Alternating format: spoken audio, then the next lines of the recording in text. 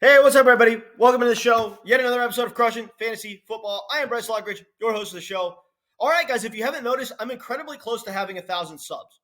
Now, I don't know if y'all know this, because a lot of people that watch YouTube, they might know this, they might not, but in order for me to monetize my content, I need 1,000 subscribers. The two requirements are 4,000 watch time hours within a year, which I already have, and 1,000 subs. So the minute that I get 1,000 subs, I can actually start making money off my content. So this is hugely important. If I want to continue making videos, I obviously have to make money doing this because it's a big time commitment. So if you find yourself watching my channel often, but you haven't subscribed for whatever reason, please be the person that helps me get to 1,000 subs.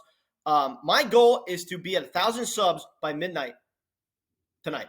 I want to be at 1,000 subs by midnight tonight. That's the goal. So if you're watching this video in the afternoon, the evening, super late at night, whatever, and you see that I'm really close to 1,000 subs, go ahead and just hit that subscriber button. It's going to help me out tremendously. I need to get to 1,000 subs by midnight tonight because I'm ready to get the ball rolling with this.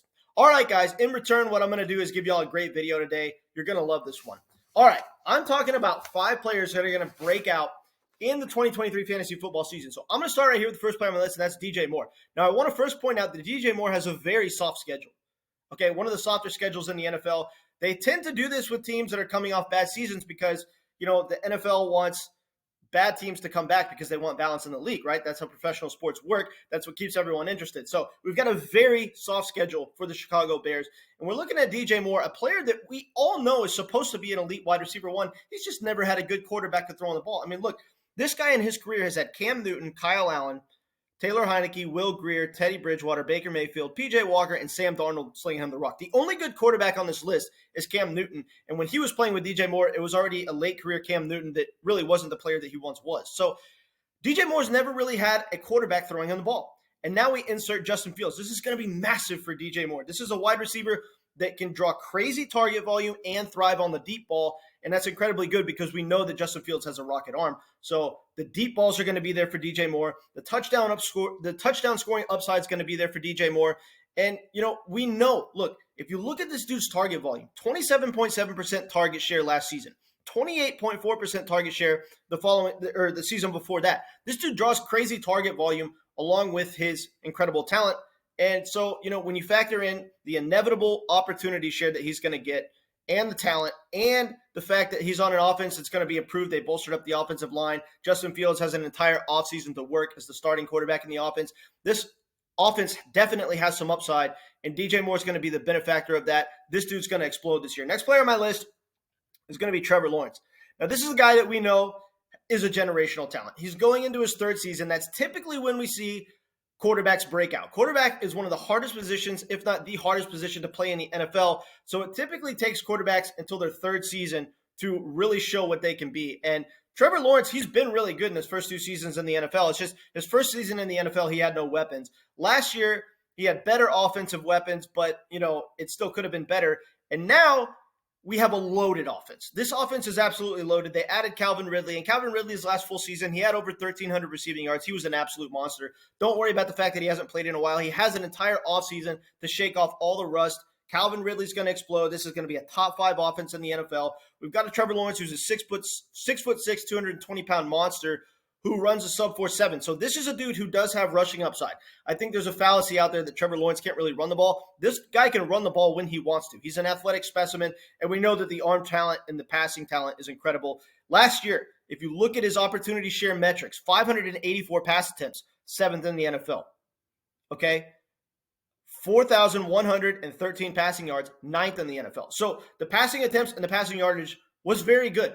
And now he's playing in an offense with increased offensive weapons, and he was also very efficient with a 95.1 true passer rating. So this dude's efficient. He's getting all the opportunities in the world. He's going to be a gunslinging quarterback this year with all the elite weapons that he has in his offense.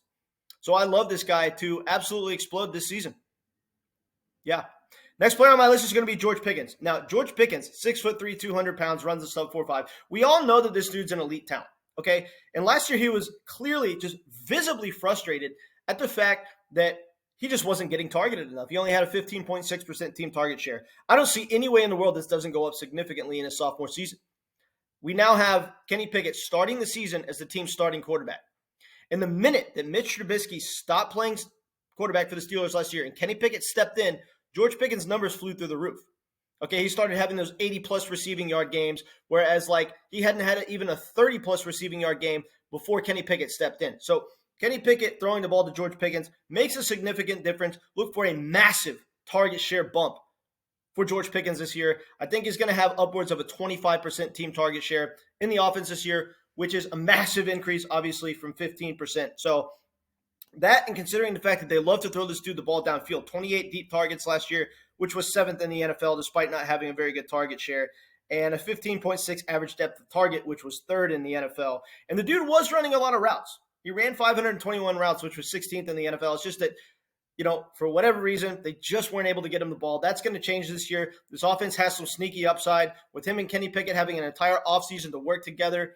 I love these two guys. I think that we're going to have some sneaky upside for the Steelers offense this season, and I think that George Pickens is really going to break out and show us who he really is.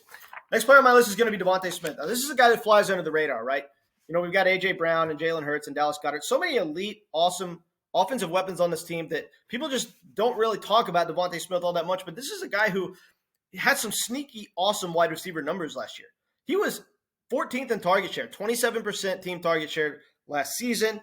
He was 9th in receptions with 95 receptions. He had 1,196 receiving yards.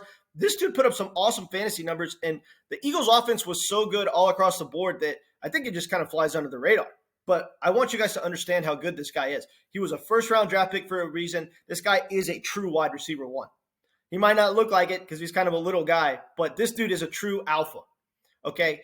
And he's going to have another awesome season. I mean, this offense is going to be one of those offenses where you want every offensive piece on the team. You want DeAndre Swift. You want A.J. Brown. You want Jalen Hurts. You want all of them, right? Because they're going to be probably the best offense in the NFL. I mean, I don't see any way in the world this won't be a top 5 NFL offense. It's literally almost impossible if they all stay healthy. So this offense has the highest upside of any offense in the entire NFL. You want every bit of Devonte Smith. This dude's an elite talent and an elite offense. He's got everything going for him. You can get him in the 3rd round. This dude's a great value. This dude's going to explode this season. Next and final player on my list is going to be Chris Olave. Now, I've talked about Chris Olave a lot this offseason.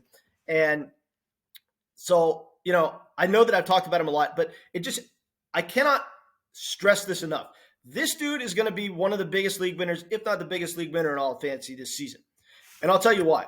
The yards per route run efficiency for this guy last season was very, very good. 2.57 yards per route run, which was top 10 in the NFL. And I've used this example with a few other receivers.